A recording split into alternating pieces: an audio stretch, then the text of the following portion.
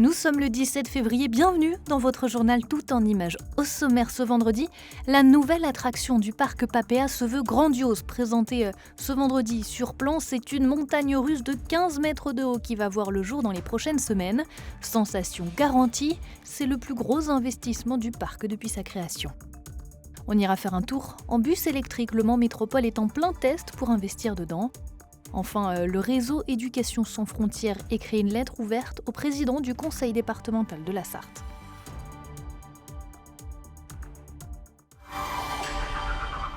Au volet santé, le pôle santé Sarthe-et-Loire du Bailleul contraint de suspendre les accouchements et les hospitalisations en pédiatrie. La raison, il manque un médecin anesthésiste réanimateur et un pédiatre. Conséquence, une nouvelle organisation est mise en place et entre le samedi 18 février et le jeudi 23, des fermetures des services sont annoncées.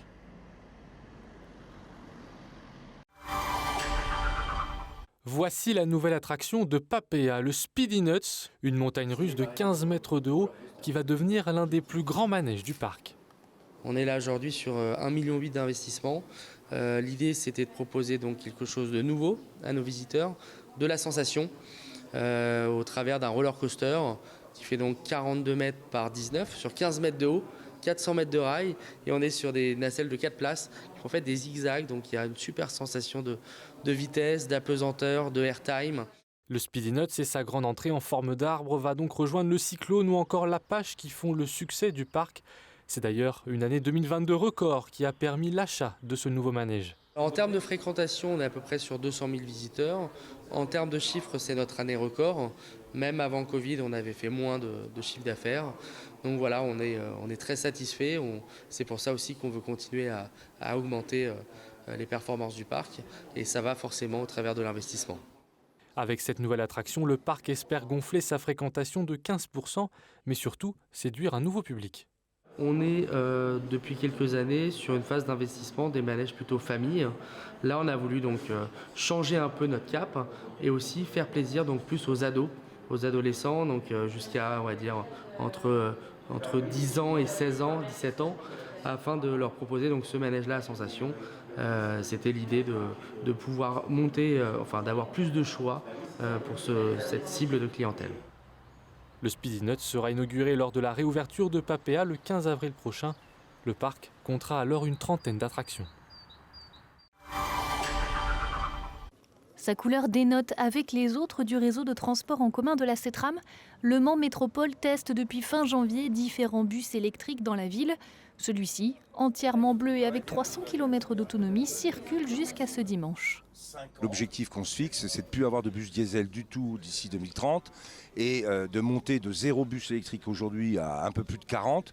Donc quand on va commencer à acheter, on va aller très vite et on a donc besoin de tester pour être valide, pour avoir validé toutes les hypothèses. Si le projet arrive maintenant, c'est parce que les produits proposés à ce jour permettent une plus grande autonomie. On est sur des lignes de forte affluence sur lesquelles on va pouvoir mettre les bus électriques. Donc là maintenant, on sait qu'on va avoir en termes commercial un outil qui va nous permettre de répondre aux besoins qu'on avait. Et jusqu'ici, ce n'était pas vraiment le cas et donc on a préféré attendre. Maintenant, on sait que techniquement, les choses ont très bien évolué, beaucoup évolué et dans le bon sens.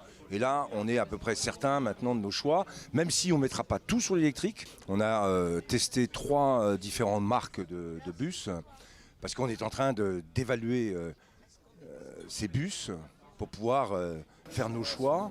Malgré tout, le bus électrique ne remplacera pas l'un des derniers gros investissements du réseau de transport, l'hydrogène.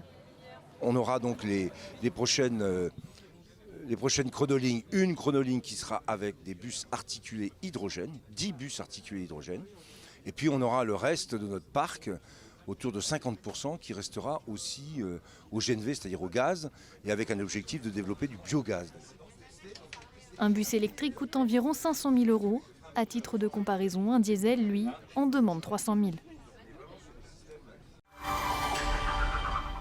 Le réseau Éducation sans frontières de la Sarthe alerte le département sur la situation de jeunes majeurs isolés qui sont sous la responsabilité du conseil départemental. Selon l'association, ils ne seraient pas en conformité vis-à-vis de certaines lois sur la protection des mineurs. Cette loi est extrêmement importante puisque c'est une loi qui, globalement, considère qu'un jeune à 18 ans n'est pas encore un adulte totalement autonome lorsqu'il n'a pas de famille et qu'on doit l'accompagner vers l'autonomie. Donc, cette loi a été modifiée au 1er février 2022 et il y a eu des problèmes d'interprétation de cette loi. Le Conseil d'État, par plusieurs jurisprudences maintenant qui s'appliquent, il y en a 3, novembre et décembre 2022, a rappelé les obligations aux conseils départementaux. Nous avons constaté que dans ce département, plusieurs jeunes, qui pouvaient avoir 19 ans, 18 ans et demi, 19 ans et demi, se sont vus, qui étaient sous contrat jeune majeur ou non, ont vu leur prise en charge et leur accompagnement s'arrêter, y compris pendant l'année scolaire, alors qu'ils ne sont pas arrivés à l'âge de 21 ans. Donc nous avons alerté le président du conseil départemental en lui disant « Nous sommes disponibles pour vous rencontrer, mais on vous rappelle quand même le sens de la loi et de ces jurisprudences maintenant. Il n'y a plus d'interprétation. Les responsabilités de l'aide sociale à l'enfance, c'est d'abord une responsabilité d'accompagnement du jeune. » Contacté, le département déclare prendre note du document envoyé par le réseau Éducation sans frontières. Les situations évoquées par l'association sont actuellement en cours d'examen. Le département précise que ce sujet national serait commun à de nombreux conseils départementaux.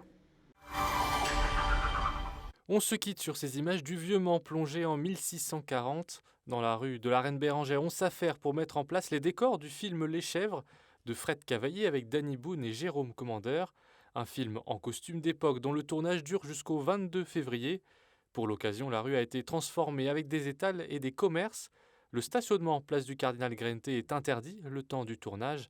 Le film doit sortir en salle en février 2024. C'est la fin de ce JT tout en images. Il revient lundi à 18h30. Bon week-end.